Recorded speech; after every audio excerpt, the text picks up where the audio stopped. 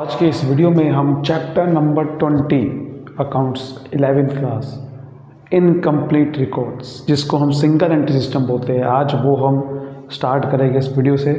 इस वीडियो में हम बेसिक थ्योरी समझेंगे, सिंगल एंट्री सिस्टम क्या होता है, क्या इसके फीचर्स है, क्या एडवांटेज है, क्या डिसएडवांटेज है, और डबल एंट्री सिस्टम और सिंगल एंट्री में क्या फ़र्क होता है, क्योंकि ये भी आपके एग्ज़ाम में आ सकता है ना।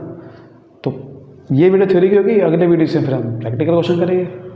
चैनल पर नए आए तो फटाफट सब्सक्राइब कर लो अभी कभी, क्योंकि आपके लिए भी यहाँ पर सारी वीडियोस होते हैं कॉमर्स की, ठीक है। 11th 12th की सारी वीडियोस आपको मिल जाएगी। आपकी पहले प्लेलिस्ट भी बना रखी है वैसे बहुत सारे अलग अलग चैप्टर्स की अकाउंट्स की, वो आप प्लेलिस्ट सेक्शन में चेक कर सकते हो, ठीक है।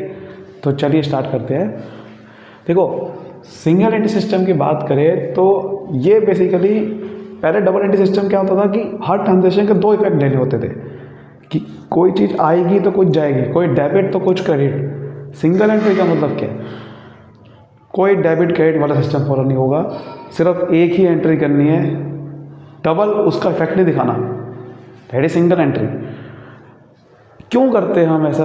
बहुत सारे ऐसे स्मॉल बिजनेस होते हैं, जैसे कि अब बात करें बड़े बड़े बिजनेस है, वो तो चलो अकाउंटेंट को हायर कर लेंगे।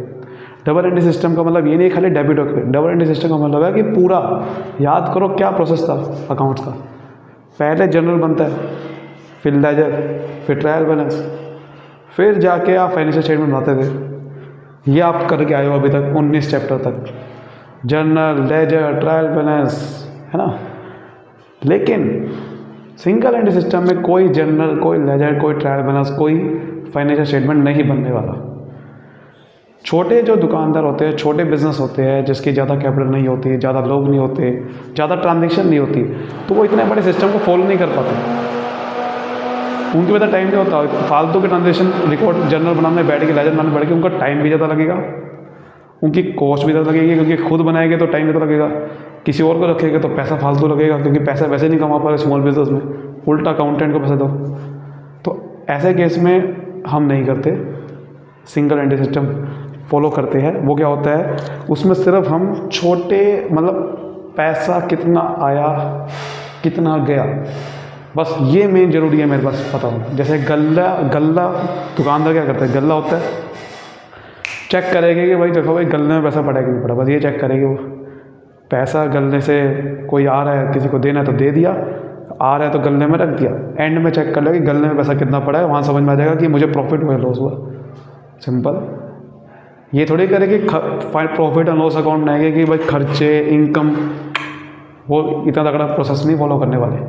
इलेक्ट्रिसिटी का बिल कितना लग रहा है, इसका लग रहा है ना, अंदाज़ा लगाएंगे सिर्फ वो प्रॉफिट कितना हुआ होगा मेरे को, यानी कि पैसे से रिलेटेड ट्रांजेक्शन लिखेंगे खाली, वो कैश वाली। और एक बहुत इंपॉर्टेंट है कि भाई किसको पैसा देना है और किससे पैसा लेना है, यानी कि डेटर एंड क्रेडिटर, ये भी डायरी में लिखना जरूरी है। आपने देखा होगा उनकी कोई ना कोई कॉपी पे लिखते रहते हैं, या लेजर की बुक होती है उनके पास, जिसमें क्या करते हैं, ये जरूर लिखते हैं कि भैया पैसा किसको देना है, एक बंदे का नाम लिख दिया, उससे कितनी क्या क्या सामान खरीदा वो लिख दिया, कब खरीदा, डेट, ताकि कल को लड़ाई ना हो जाए। कल को भैया दिखा सकते हैं, देख भाई तेरे से इतना माल खरीद रहा, और साइन भी करा ले तो बहुत बड़ी बात है, बहुत बढ़िया बात हो जाएगी, साइन करा ले तो साथ में कि देख भाई तेरे से इतना माल खरीदा था, इस डेट को ला पैसे दो, उसने भी लिख दिया, वहाँ पर क्रॉस चेक हो जाएगा। तो इससे फ़ायदा क्या होता है, किसी से पैसे लेना, किसी को देना, यानी कि दो चीज़ें मेन स्मॉल बिजनेस दिखते हैं, एक तो कैश वाली, एक डेटर क्रेडिट वाली। चाहिए डेफिनेशन देखते हैं, देखो वही लिखा अकॉर्डिंग टू कोलर की डेफिनेशन क्या है, it is a system of book keeping.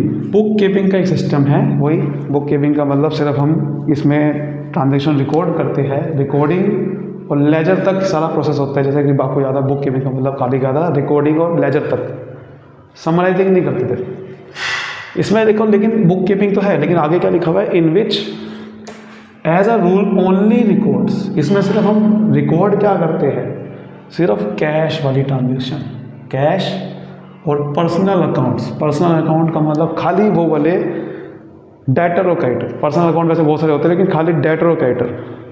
Personal account दो तरह के होते हैं ना, नेचुरल, आर्टिफिशियल, रिप्रेजेंटेटिव। इसमें हम बात रिप्रेजेंटेटिव नहीं करेंगे, नेचुरल पर्सन की बात करेंगे। ठीक है। आर्टिफिशियल की बात भी नहीं करनी, आर्टिफिशियल भी मान सकते हो, मान लो कोई कंपनी से पैसा, कंपनी से माल खरीदो तो कंपनी का नाम है। रिप्रेजेंटेटिव की तो बात बिल्कुल नहीं करने वाले, समझ आ रही बात। तो डेटर क्रेडिटर की बात करेंगे, खाली कहने का मतलब मेंटेन होता है, it is always incomplete double entry, क्योंकि ये इनकम्प्लीट है इसलिए इसका नाम पड़ता है इनकम्प्लीट रिकॉर्ड्स। क्योंकि आप दूसरे साइड नहीं देख रहे कि पैसे से रिलेटेड आपने लिख दिया, लेकिन उसकी वजह से एसेट कितना आ रहा है, लायबिलिटी पे क्या असर पड़ा, खर्चों पे कितना असर, भाई एसेट लायबिलिटी कैपिटल। आपने ये तो देख लिया कैश आ कितना रहा जा कितना, उसका डबल इफेक्ट देखा ही नहीं। जो आया कैश उसकी वजह से कुछ गया भी तो माल, वो माल तो आपने लिखा नहीं कितना गया।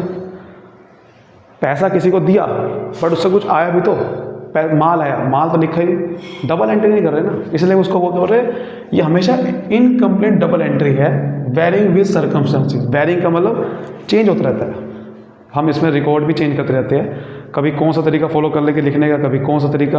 हर फर्म हर बिजनेस अलग अलग तरीके फॉलो करता है। यही सारे फीचर निकले थे।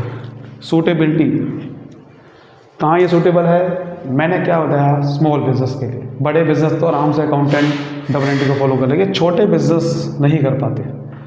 दूसरा मैंने क्या बताया, नो यूनिफॉर्मिटी, यानी कि जो मैं आपको बता रहा था कि कोई यूनिफॉर्म तरीका नहीं है, जैसे कोई फिक्स फॉर्मेट नहीं है। जर्नल का एक फॉर्मेट है, date, particulars, LF, debit, credit, इसका कोई फॉर्मेट थोड़ी है। कैश वाले ट्रांजेक्शन जरूरी नहीं कि कैश बुक ही बनाएगी, जैसे मर्जी लिख दो डायरी में, कॉपी पे।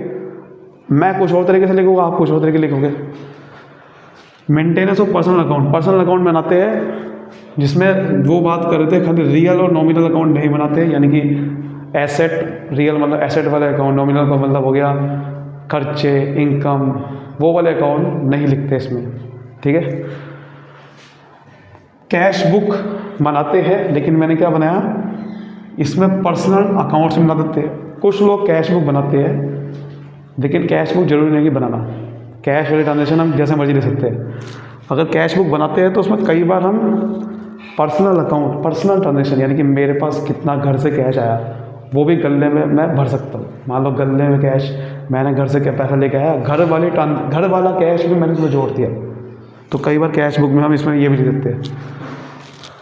ओरिजिनल वाउचर पे बहुत डिपेंड होना पड़ता है इसके अंदर, क्योंकि अगर मुझे ये पता करना है प्रॉफिट और लॉस कितना हुआ मेरे पास, या फिर कुछ भी कोई भी इंफॉर्मेशन पता करनी है कि माल बिका, कब बिका, कौन सा माल खरीदा, ये सब कैसे पता चलेगा, वाउचर से। वाउचर कौन से वाले, सोर्स वाउचर, ओरिजिनल वाउचर, कि भाई बिल दिखाओ, माल अगर मैंने बिका है या खरीदा है, या पैसे में खरीदा है कैश में तो कैश मेमो दिखाओ, बेचा है कैश से तो कैश मेमो दिखाओ।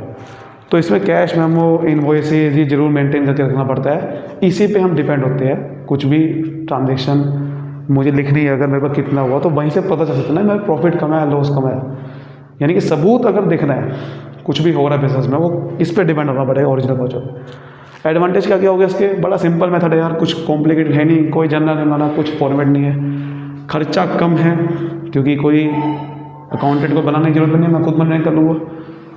स्मॉल बिजनेस के लिए बहुत सूटेबल है। कोई इसमें आपको बुक कीपिंग के प्रिंसिपल की नॉलेज नहीं होनी चाहिए, यानी कि कोई भी बंदा, कोई बिजनेसमैन है, अकाउंट्स की नॉलेज एक पैसे की भी नहीं है, तब भी वो आराम से इस मेथड को फॉलो कर लेगा, क्योंकि ये तो उसका खुद दिमाग में आएगा कि हाँ भाई लिख लूँ कितना सामान बिक रहा है, कितना नहीं बिक रहा। ईजी है बहुत इसमें प्रॉफिट लॉस पता करना। कैसे पता करूँगा प्रॉफिट लॉस, इसमें अंदाज़ा लग सकता है, पक्का प्रॉफिट नहीं पता कर सकता। जैसे कि मैं देख सकूँगा कि भाई 1 लाख का मेरा माल बिका, 50,000 का मैंने खरीदा और मेरे पे इसका मतलब 50,000 का प्रॉफिट हुआ। मुझे पता है कि आप कहोगे ये ग्रॉस प्रॉफिट, ग्रॉस प्रॉफिट आपने याद है कि कितने खरीदा, कितने का बेचा, कितना, वहाँ से निकलता है ग्रॉस प्रॉफिट। बस उसमें फिर प्रॉफिट एंड लॉस अकाउंट आते हैं, ग्रॉस प्रॉफिट को वहाँ ट्रांसफर करते हैं। उसमें बहुत सारे खर्चे और होते हैं, माइनस करने पड़ते हैं, बट इसमें कोई खर्चे नहीं ऐसे लेने वाले, बिजली का बिल, सैलरी वगैरह ये सब लेने। हाँ लेके तो पता कैसे लेंगे, पैसे से, कि हम पैसा देख लेंगे एंड में मेरे पास कितना पैसा बचा, बस। और जितना पैसा बचा वही मेरी कैपिटल है, बस खत्म बात। ये मतलब वही मेरा प्रॉफिट है, जितना बचा वही तो मेरा प्रॉफिट है, जितना बचा मेरे पास पैसा एंड में जाके। तो ऐसे पता कर सकते हैं इसमें प्रॉफिट लॉस, समझ रहे। अर्थमेटिक देखो डिसएडवांटेज क्या है, सबसे बड़ा इसमें डिसएडवांटेज ये है, अर्थमेटिकल एक्यूरेसी नहीं पता कर सकते, यानी कि जो भी मैं लिख रहा हूँ ये सही भी है या नहीं है। हो सकता है मैंने गलत लिख दिया, सेल हुई 1 लाख की, मैंने गलती से लिख दिया 10,000 रुपये। इसको चेक करने का कोई तरीका नहीं है कि मैंने गलत लिखा या सही लिखा, क्योंकि ट्रायल बैलेंस तो हम बनाते थे डबल एंट्री में। ट्रायल बैलेंस से आपको तुरंत समझ में आ जाएगा कि डेबिट और क्रेडिट अगर मैच नहीं हुई तो इसका मतलब गलती से कोई अमाउंट लिखने में गलती कर दी होगी। इसमें कैसे पता करेगा? इसमें कोई एसेट पे कंट्रोल भी नहीं है, क्योंकि आप देख ही नहीं रहे कि एसेट पे असर क्या पड़ रहा है।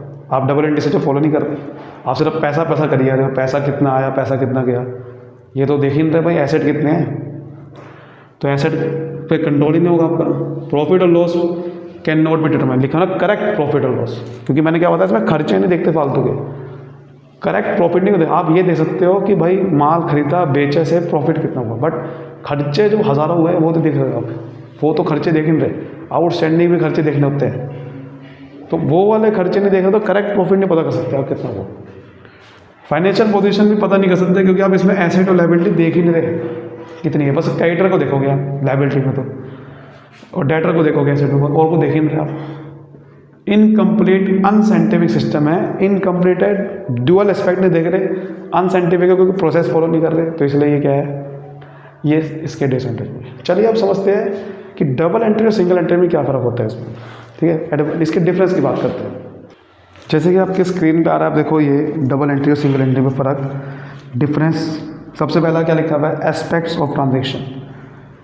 डबल एंट्री में 2 एस्पेक्ट लेते हैं, वो लिखा हुआ बोथ द एस्पेक्ट। इसमें कोई बोथ द एस्पेक्ट वाली ट्रांजेक्शन, ये नहीं बोलना सिंगल इफेक्ट लेते हैं, इसका मतलब है कि कोई भी इफेक्ट नहीं लेते, हम सिर्फ कैश और पर्सनल अकाउंट वाली ट्रांजेक्शन लेंगे और कोई भी नहीं लेते। ऐसा नहीं बोलना कि सिंगल इफेक्ट, ठीक है।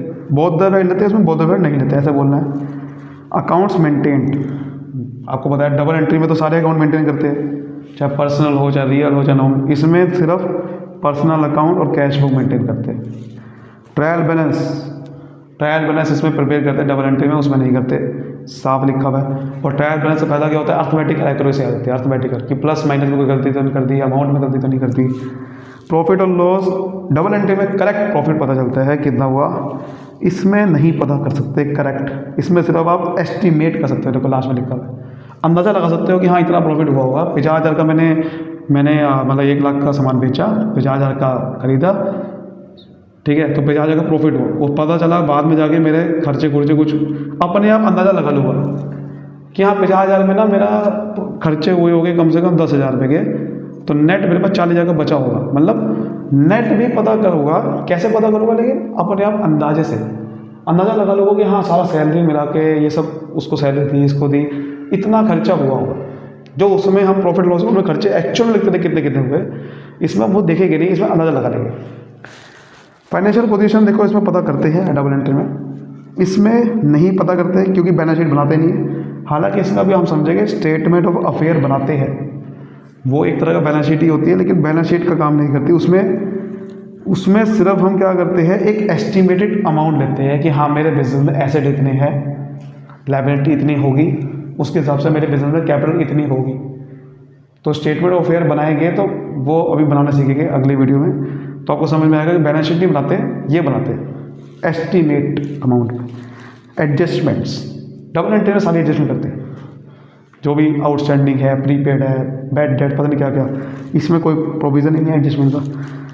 यूज़, डबल एंट्री हर कोई यूज़ कर सकता है सिस्टम, ऑल बिजनेस के लिए, ये सिर्फ छोटे टाइनी बिजनेस के लिए है, स्मॉल बिजनेस के लिए। ऑथेंटिसिटी, डबल एंट्री को तो भैया ऑथेंटिक है, बहुत सबूत है, मतलब कोर्ट उसे कंसिडर करता है, आप सबूत के तौर पे उसको ले जा सकते हो, तो बहुत ही ऑथेंटिक है, बहुत सही इन्फॉर्मेशन देता है डबल एंट्री। सिंगल एंट्री को कोई भी कोर्ट कंसिडर नहीं करता, ऑथेंटिक नहीं कंसिडर करता कि कल को कोई आपको पेश कर दे तो आपके सिंगल एंट्री सिस्टम के जो अकाउंट्स हैं वो कोर्ट में ले जाने का फ़ायदा नहीं है, कि कोर्ट वाला कह देगा ये बेकार है, कि कोई प्रोसीजर ही नहीं फॉलो करने का भी।